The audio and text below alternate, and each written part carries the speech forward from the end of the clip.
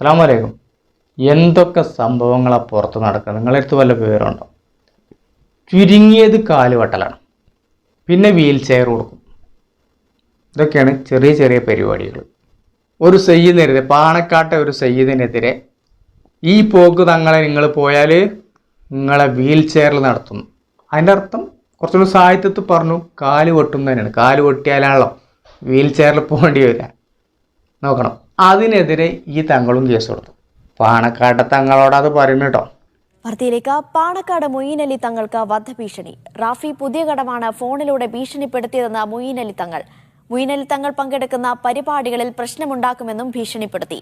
മൊയ്യീൻ അലി തങ്ങൾ മലപ്പുറം പോലീസിൽ പരാതി നൽകി. തങ്ങളെ, നിങ്ങൾ ഈ പോക്ക് പോകുകയാണെങ്കിൽ നിങ്ങൾ വീൽ ചെയറിൽ പോകേണ്ട ഗതി നിങ്ങൾക്ക് ഉണ്ടാവും കേട്ടോ.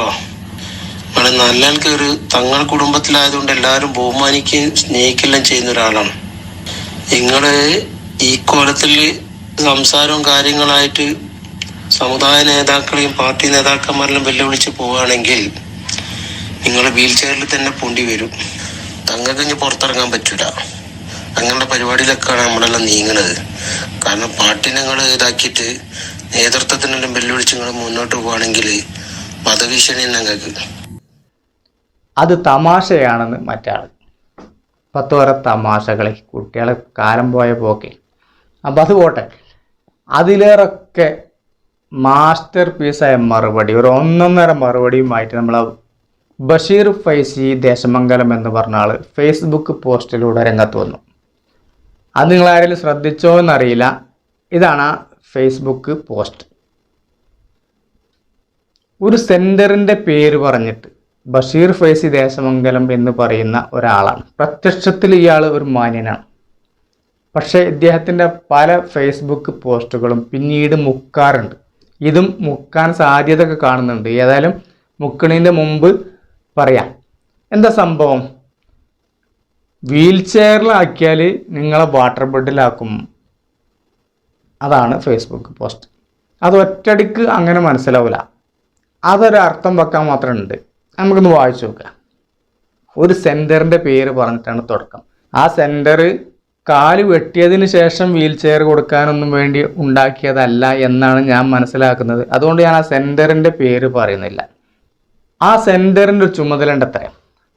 അതായത് ആ ചുമതല പുറത്തുനിന്ന് ആരും ഏറ്റെടുക്കേണ്ടതില്ല. അങ്ങനെ കാല് വെട്ടാനും കാല് വെട്ടിയിട്ട് വീൽ ചെയർ കൊടുക്കാനൊക്കെ SKSSFൻ്റെ കുട്ടികൾ ഇവിടെ ജാഗ്രതയോടെ ഉണ്ട് എന്നാണ് പറയുന്നത്. പിന്നെ ആവശ്യമില്ലാത്തവർക്ക് ഓഫർ ചെയ്യുന്ന വിഡ്ഢികളോട് പറയാനുള്ളത്, ഓഫർ ചെയ്യുന്നത് വീൽ ചെയർ. അപ്പോൾ ആവശ്യമില്ലാത്തവർക്ക് വീൽ ചെയർ ഓഫർ ചെയ്യുന്ന വിഡ്ഢികളോട് പറയാനുള്ളത് എന്ന് പറഞ്ഞിട്ടൊരു കാര്യം പറയണം. നിങ്ങൾക്ക് നൽകാൻ വാട്ടർ ബെഡുകൾ നാട്ടിൽ സുലഭമായി കിട്ടാനുണ്ട് എന്ന് ഓർക്കുന്നത് നല്ലത്. ഒന്ന് ആലോചിച്ചോളൂ. എന്താ ഇതിൻ്റെ പച്ച മലയാളം? നിങ്ങൾ കാല് വെട്ടി വീൽ ചെയറിലാക്കിയാൽ ഞങ്ങൾ കാലും ഊരയും തച്ചൊടിച്ചിട്ട് എന്താക്കും? കോമയിലാക്കി വാട്ടർ ബെഡ് കിടത്തും.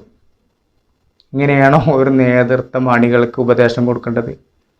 അഥവാ പ്രകോപിതരായി നിൽക്കുന്ന അണികളുണ്ടെങ്കിൽ അവരെ ശാന്തരാക്കല്ലേ പക്വതയുള്ള നേതൃത്വം ചെയ്യേണ്ടത്, ഏത് പ്രസ്ഥാനാണെങ്കിലും. അപ്പോൾ ഇവരെ കാര്യങ്ങൾ, ഒരുപാട് കാര്യങ്ങൾ പറയാണ്ട്, ഒരുപാട് വിഷയങ്ങൾ. അത് നമുക്ക് പറയണം. കുറച്ച് കാര്യങ്ങളൊക്കെ പറയാതെ വയ്യ. അതുകൊണ്ട് എൻ്റെ ഫോളോവേഴ്സ് കൂടുതലുള്ളത് ഫേസ്ബുക്കിലാണ്. നിങ്ങളൊക്കെ യൂട്യൂബിലൊന്ന് സബ്സ്ക്രൈബ് ചെയ്തിട്ട് ഒന്ന് സഹകരിച്ചാൽ നമുക്കിങ്ങനെ പറയാം. കാരണം ഈ യൂട്യൂബിൽ അപ്ലോഡ് ചെയ്യുന്ന എൻ്റെ എല്ലാ വീഡിയോകളും ഫേസ്ബുക്കിൽ കാണൂല ചില സമയത്ത്. അതിന് കാരണം ഫേസ്ബുക്കിൽ ചില സാങ്കേതിക പ്രയാസങ്ങൾ വരുന്നുണ്ട്. അപ്പോൾ അതുകൊണ്ട് തന്നെ യൂട്യൂബിലൊന്ന് കയറി വന്ന് എല്ലാവരും ഒന്ന് സഹകരിക്കുക. അത് കൂട്ടത്തിൽ പറഞ്ഞതാട്ടോ. അപ്പോൾ നിങ്ങളൊന്ന് ആലോചിച്ച് നോക്കുകയാണെങ്കിൽ ഈ പ്രസ്ഥാനത്തെ കൊണ്ട്, അതായത് മുസ്ലിം ലീഗ് എന്ന രാഷ്ട്രീയ പാർട്ടിയെ കൊണ്ടും അതുമായി ഒട്ടിച്ചേർന്ന് നിന്നുകൊണ്ട് നടത്തുന്ന ഒരു സുന്നി സംഘടന കൊണ്ടും വളരെ ക്ലേശങ്ങളും പ്രയാസങ്ങളും സഹിക്കേണ്ടി വന്ന ഒരു വിഭാഗം തൊട്ടപ്പുറത്തുണ്ട്. അവരാരും എന്തു ചെയ്യുന്നില്ല. അവരുടെ നേതൃത്വം ഇതുമായി ഒരു പ്രതികരണത്തിനുമില്ല. അവർക്ക് വേണമെങ്കിൽ എന്ത് ചെയ്യാമായിരുന്നു? ഇതിലിടപെട്ടിട്ട് ഇത് ഊതി വീർപ്പിക്കാമായിരുന്നു. പക്ഷെ ആരും അത് ചെയ്യുന്നില്ല. എന്തുകൊണ്ട്? അവിടെയാണ് നമ്മൾ നേതൃത്വത്തിൻ്റെ വ്യത്യാസം മനസ്സിലാക്കേണ്ടത്. അവിടെയാണ് നമ്മൾ നേതൃത്വത്തെ മനസ്സിലാക്കേണ്ടത്. ഇതിപ്പോൾ എന്താ കാണിച്ചത്? സ്വന്തം അണികളെ ആവേശഭരിതരാക്കുക. അങ്ങനെയല്ലല്ലോ ചെയ്യേണ്ടത്.